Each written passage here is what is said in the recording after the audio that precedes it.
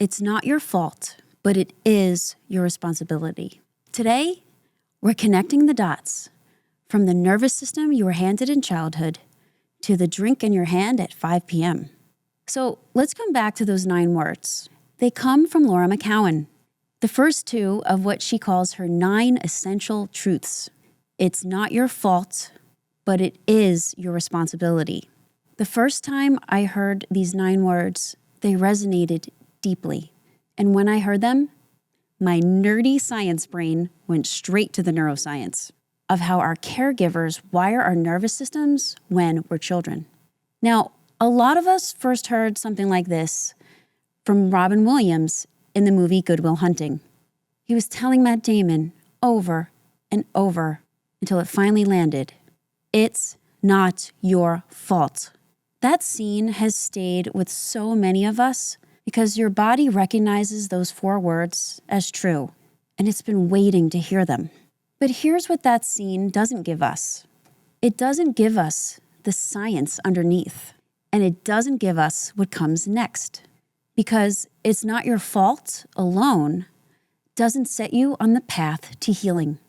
The second half is what sets you free. The first half, it's not your fault, is what you need when you're drowning in shame. It says the wiring wasn't your doing. You weren't broken, you were built. The second half, but it is your responsibility, is what you need when you're stuck in blame.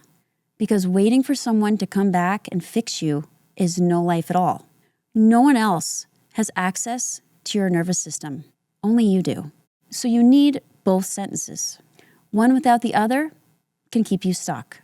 What happened to your nervous system when you were young was not your fault.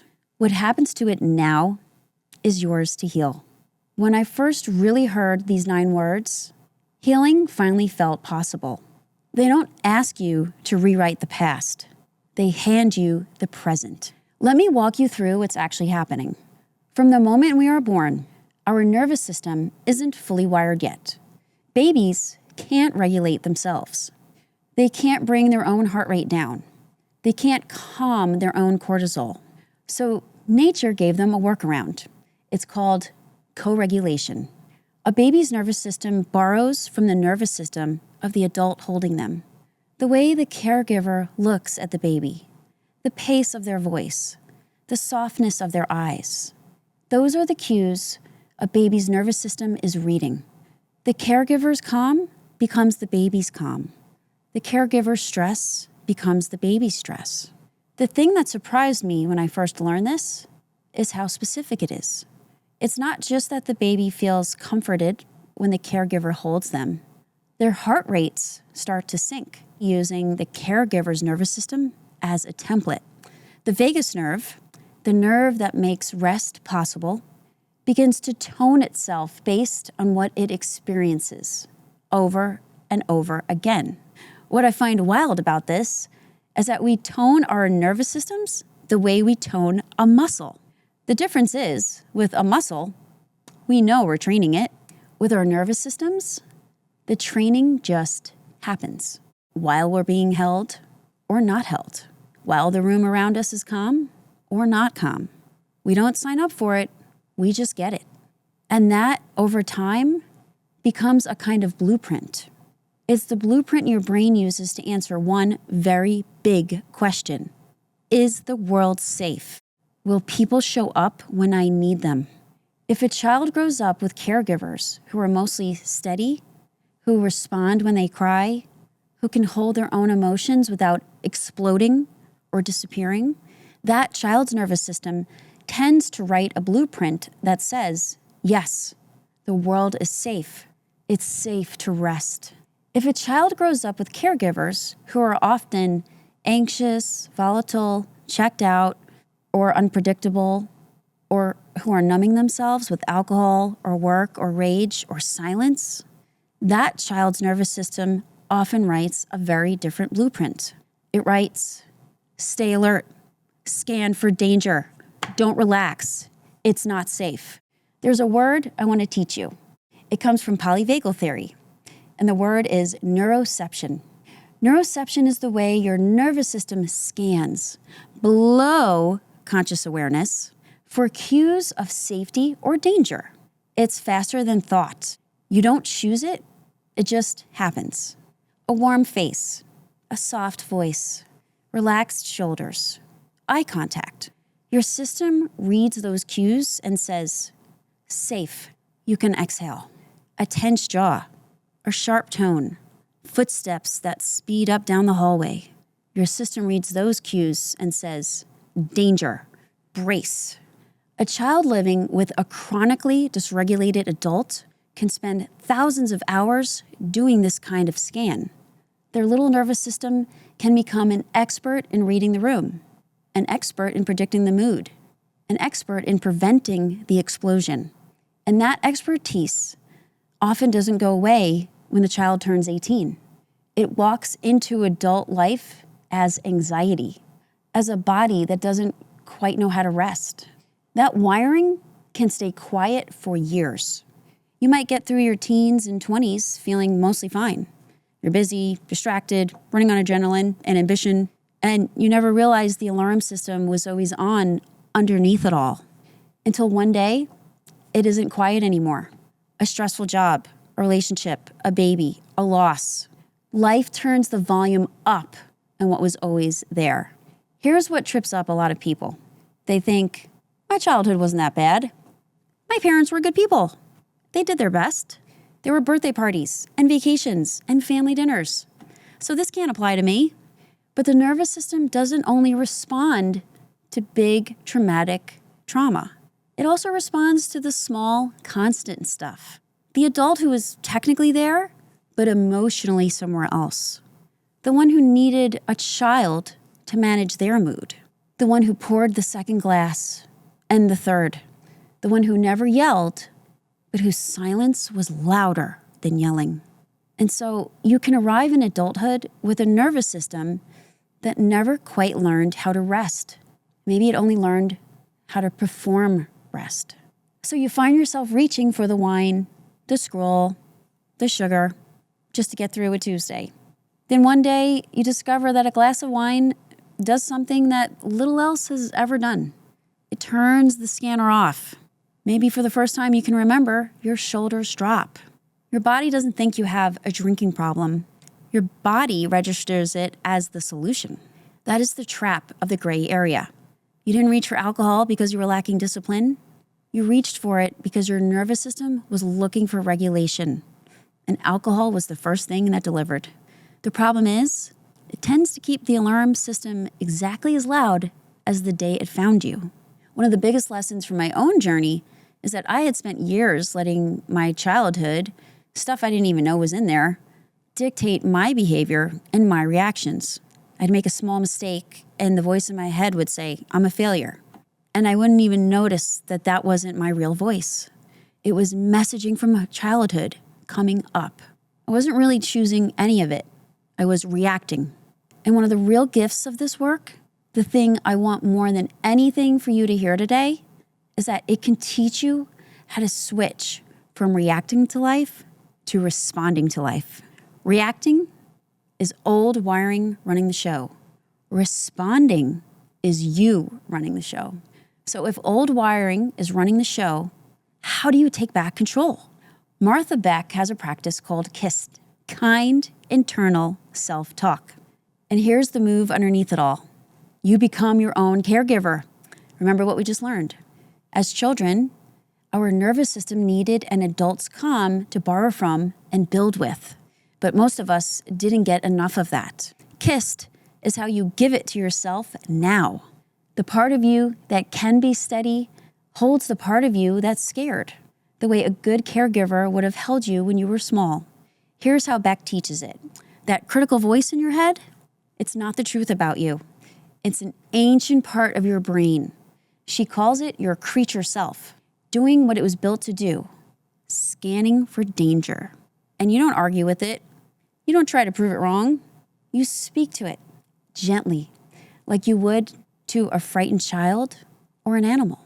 Here's the version I offer my clients. Instead of, I'm such a failure, you try, you're okay. I've got you. You're doing the best you can. And here's the beautiful part. Your nervous system doesn't even need to understand the words. It responds to the tone, to the intention, the same way a baby responds to a caregiver's voice long before they understand language. That right there is co-regulating yourself. That's the science we just covered in a single moment of your real life. I got a message recently from a client after a hard night. She'd had a slip, but the next morning was different than any she could remember. She woke up without the full shame spiral. No embarrassment, no self-hatred, no feeling of not being good enough. She was sad, she was disappointed, but she wasn't drowning. And she said she could handle sad, but she couldn't have handled the shame. But something else had shifted. For the first time in years, she could feel real self-esteem. Not her fault. That wiring came from the people who raised her. Her responsibility. She was the only one who could tend to it now. And those two things together felt like relief, not a burden. She had self-esteem where shame used to live. She had a response where a reaction used to be. That's the shift I want for you. What happened for that client is available to you. Your nervous system is already capable of this shift. It's been waiting for you to give it something new to practice. Your nervous system is not fixed. It's not finished. It is not permanent. The same brain that got wired in childhood is still plastic, still listening, still capable of laying down new wiring based on what you do now. Every time you notice you're dysregulated and choose a different response, you are building new neural pathways. A longer exhale instead of a pour. A walk around the block instead of a scroll. A kinder thought instead of a critical one. Each of those moments is a small rep, like lifting a weight at the gym. Your brain is learning by doing it over and over. And the first reps are the hardest. Not because you're weak. Your brain is built to conserve energy, to use the pathways it already has, rather than build new ones. Which means your nervous system has spent years practicing a certain version of you. Even when that version keeps you reaching for the wine, your brain protects it because familiar feels safer than new, even when familiar is hurting you. So your old wiring will scream that this isn't working, that you need the drink, that you can't do it. That's not the truth. That's just old wiring clinging to what it knows. But after enough reps, enough moments of choosing differently, the new pathways start to become the default. The sunset starts to do what the wine was trying to do. The walk starts to do what the scroll was trying to do. The long exhale starts to do what the second glass was trying to do. Only now, your body is actually regulating instead of numbing. You are not stuck with the nervous system you were handed. You are the one who gets to heal it. Your therapist, your coach, your community can guide you, but the wiring happens inside of you. I like to say that neuroscience without practice is just information. Your nervous system rewires through doing, not through knowing. It rewires from reps. So here's one thing you can do right now. Wherever you are, in the car, on a walk, at your desk, this works. You're going to breathe in for a count of 2, and you're going to breathe out for a count of 4. So try it with me. In for 2, 1, 2, out for 4, 4, 3, 2, 1. The exhale is the important part. When your out breath is longer than your in breath, you are engaging what's called the vagal brake, the thing that slows your system down. You are sending a signal to your body. We are safe. We can come down. You can't just think your nervous system into safety. You have to breathe it, move it, feel it into safety. So that breath that you just did with me, right there, that's a rep. That's new wiring, laid down on purpose. That's healing, happening in real time, rep by rep. That's how a brain actually rewires. And the next time life hands you something hard, those pathways will be a little bit more available to you. That is how reacting slowly, quietly turns into responding. Before we close, I want you to take one more breath with me. It's not your fault, but it is your responsibility. The first sentence says the shame was never yours. The second says the healing is. If you want help doing this work, the link to work with me is in the description below. Subscribe so you don't miss what's coming next. I want to thank you so much for taking this journey. And as always, I'm rooting for you. Let's brighten our lives one sunset at a time. See you in the next episode.